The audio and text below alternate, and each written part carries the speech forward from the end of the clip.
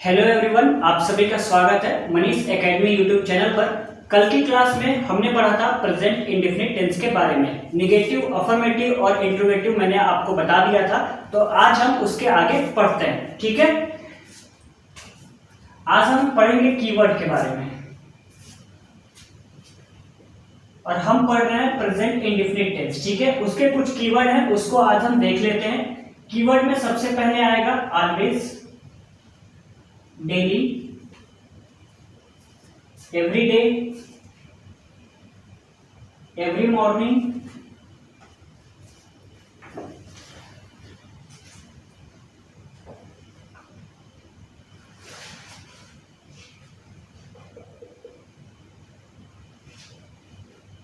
देखिए कीवर्ड में हमेशा ऑलवेज, डेली, एवरी डे और एवरी मॉर्निंग, हार्डली और यूजली, ये सारे वर्ड कीवर्ड में आपको देखने को मिल जाएंगे और इसमें आपका प्रेजेंट इंडेफिनिट टेंस ही प्रयोग होगा, इसलिए मैंने इसको लिखवा दिया है। अब हम यूजेस की बात कर लेते हैं। यूजेस में आपके आएंगे यूनिवर्सल स्टेटमेंट। ठीक है, यूनिवर्सल स्टेटमेंट।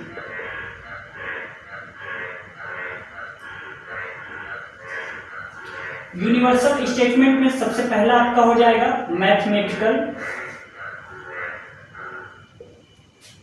फैक्ट्स, दूसरा आपका हो जाएगा साइंटिफिक फैक्ट्स, तीसरा आपका हो जाएगा फिलोसॉफिकल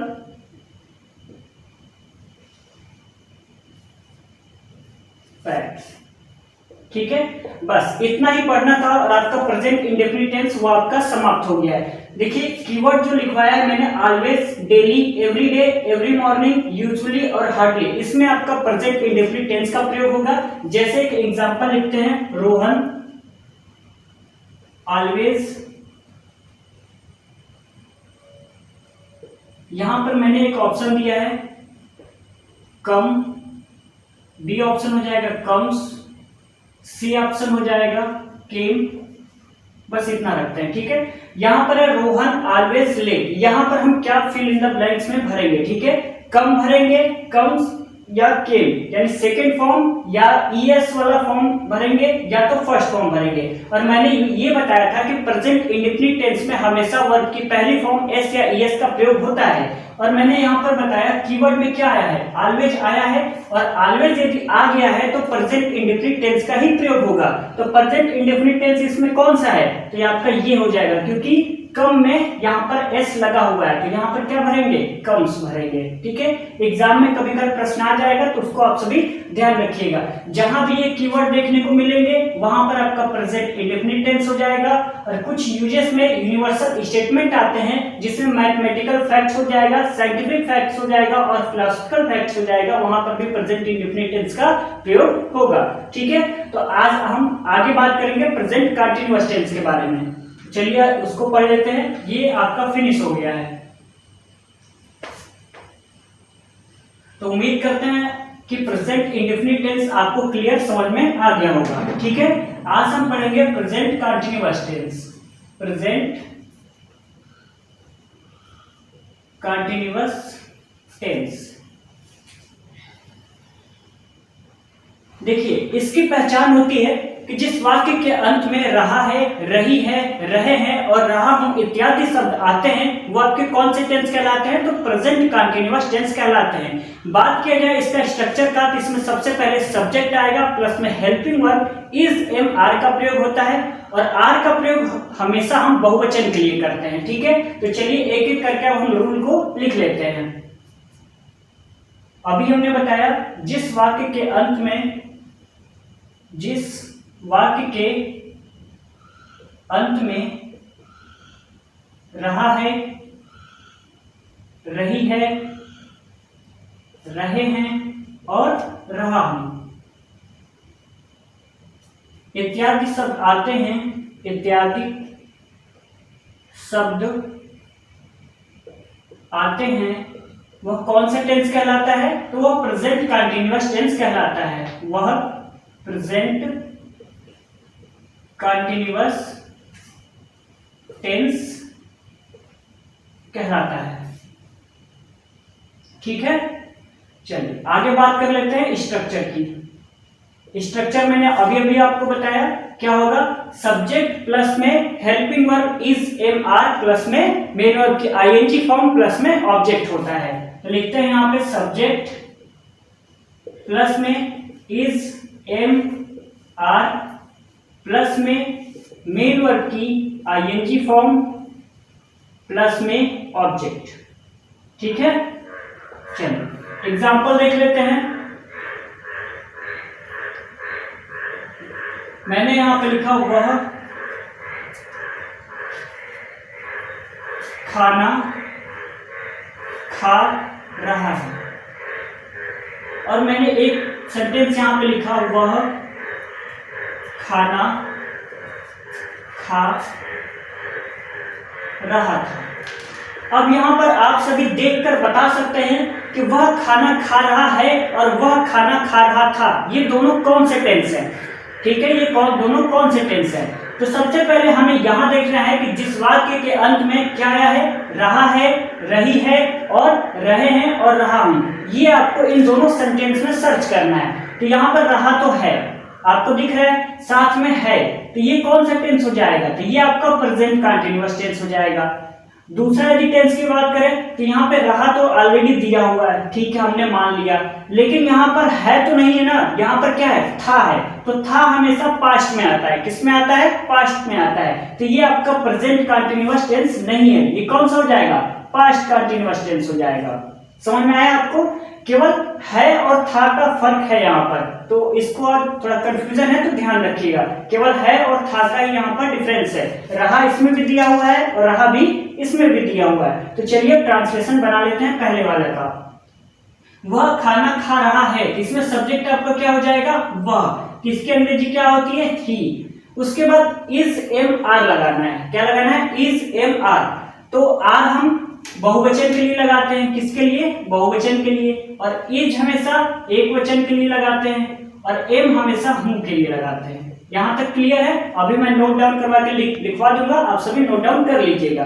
तो ही के साथ हम क्या लगाएंगे, इज लगाएंगे, क्या लगाएंगे, इज। उसके बाद खाना का क्या होगा, ईट, और ईट में हम मेन वर्ब की आईएनजी फॉर्म को ऐड कर देंगे, तो ही इज ईटिंग, उसके बाद में फूड।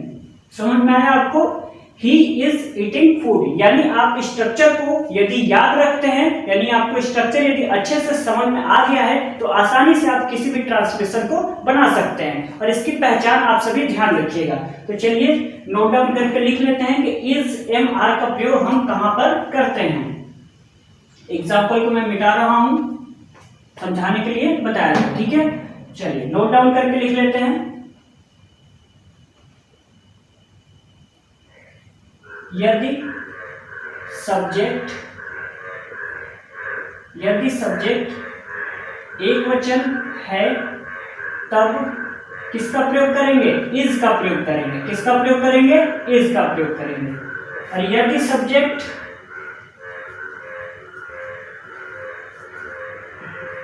सब्जेक्ट बहुवचन है तब आर का प्रयोग करेंगे, किसका प्रयोग करेंगे, आर का प्रयोग करेंगे। और देख लीजिए, यू, वी और दे, इनके साथ किसका प्रयोग करेंगे, इनके साथ भी आर का प्रयोग करेंगे, किसका प्रयोग करेंगे, आर का प्रयोग करेंगे, ठीक है। और यहां पर ऐसे तीर लगा के लिख लीजिएगा। और हूं के लिए किसका प्रयोग करेंगे, एम का प्रयोग करेंगे, किसका प्रयोग करेंगे, एम का प्रयोग करेंगे। यहां तक क्लियर हो गया। प्रेजेंट कंटीन्यूअस टेंस की पहचान पता होगी, जिस वाक्य के अंत में रहा है, रही है, रहे हैं और रहा हूं इत्यादि शब्द आते हैं, वो आपके कौन से टेंस कहलाते हैं, प्रेजेंट कंटीन्यूअस टेंस कहलाते हैं। यदि स्ट्रक्चर की बात की जाए तो स्ट्रक्चर में आपका हो जाएगा सब्जेक्ट प्लस में इज एम आर प्लस में मेन वर्ब की आईएनजी फॉर्म प्लस में ऑब्जेक्ट। नोट डाउन में मैंने लिखवा दिया है, जहां भी सब्जेक्ट एक वचन रहेगा वहां पे इज का प्रयोग करेंगे, जहां पे सब्जेक्ट बहुवचन रहेगा वहां पे हम आर का प्रयोग करेंगे। और देख लीजिए, यू, वी और दे के साथ भी हम किसका प्रयोग करेंगे, आर का ही प्रयोग करेंगे, ठीक है। और हु के साथ हम किसका प्रयोग करेंगे, एम का प्रयोग करेंगे, ठीक है। चलिए 2-3 एग्जाम्पल देख लेते हैं।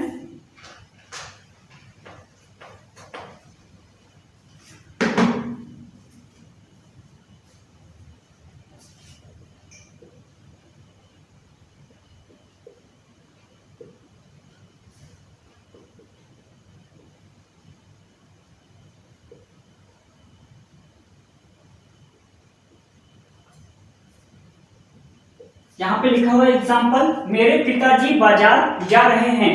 यहाँ पर अब मुझे लगता है कि आप लोगों से ट्रांसलेशन आसानी से बन जाएगा, क्योंकि मैंने स्ट्रक्चर लिखवा दिया है और समझा भी दिया है, तो आप सभी बनाने का प्रयास जरूर किया करिए, ठीक है। चलिए बनाते हैं। सब्जेक्ट इसमें क्या है, सब्जेक्ट हो जाएगा मेरे पिताजी, तो माई फादर। अब यहाँ पर माई फादर के साथ क्या लगाएंगे, इज लगाएंगे, आर लगाएंगे, एम लगाएंगे। क्या लगाएंगे, आर को लगा नहीं सकते क्योंकि ये एक वचन है, तो एक वचन के साथ हम क्या लगाते हैं, इज का प्रयोग करते हैं। बहुत अच्छी बात है, तो यहाँ पर लगाएंगे माई फादर इज, और यहाँ पर जाना का क्या होता है, गो, और गो के साथ में आईएनजी हमें ऐड करना है, तो हो जाएगा गोइंग टू मार्केट। क्लियर। चलिए आगे बात कर लेते हैं अब निगेटिव सेंटेंस के बारे में, ठीक है।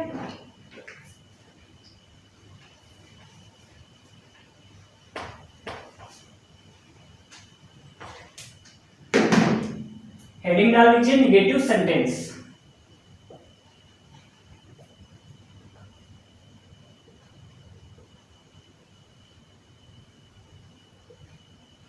मैंने आपको प्रेजेंट इंडेफिनिट टेंस में ये बताया था कि नेगेटिव सेंटेंस यानी कि उसमें क्या होगा, नेगेटिव सेंटेंस में हमेशा नॉट आएगा। क्या आएगा, नॉट आएगा, यानी नहीं शब्द का प्रयोग किया जाएगा। तो उसको मैं दोबारा नहीं लिखूंगा, केवल स्ट्रक्चर आपको बता दे रहा हूं, ठीक है।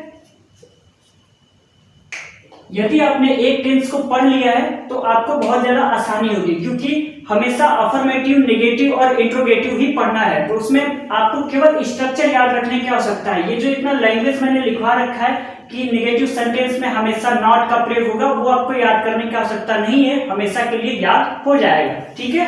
तो चलिए स्ट्रक्चर में देख लेते हैं क्या रहेगा। स्ट्रक्चर में सबसे पहले सब्जेक्ट प्लस में इज, एम, आर, प्लस में नॉट, प्लस में मेन वर्ब की आईएनजी फॉर्म, यहां पे उम्मीद करते हैं आपको दिख रहा होगा, मेन वर्ब की आईएनजी फॉर्म प्लस में ऑब्जेक्ट, ठीक है।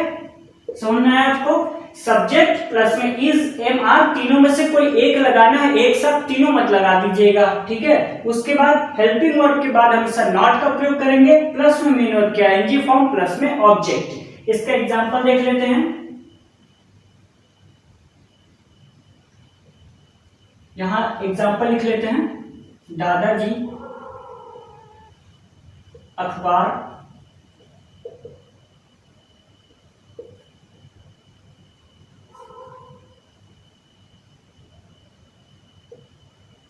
नहीं पढ़ रहे हैं, ठीक है।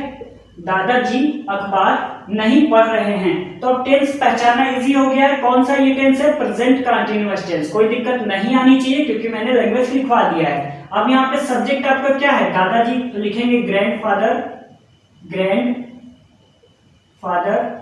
इसके साथ, इनके साथ किसका प्रयोग करेंगे, इज का या एम का या आर का। एम का प्रयोग कर नहीं सकते क्योंकि एम का प्रयोग हमेशा आई के साथ करते हैं जहां पर हूं आता है, और आर का प्रयोग हमेशा हम वहां करते हैं जहां पे बहुवचन आता है। तो यहाँ पे ना तो आई आया है ना तो बहुवचन आया है, तो बचता क्या है, इज। तो ग्रैंडफादर इज, इज के बाद किसका प्रयोग करेंगे, नॉट का, इज नॉट। उसके बाद में मेन वर्ब की आईएनजी फॉर्म, तो पढ़ना का क्या होता है, रीड, तो इसमें आईएनजी जोड़ देंगे, रीडिंग न्यूज़पेपर,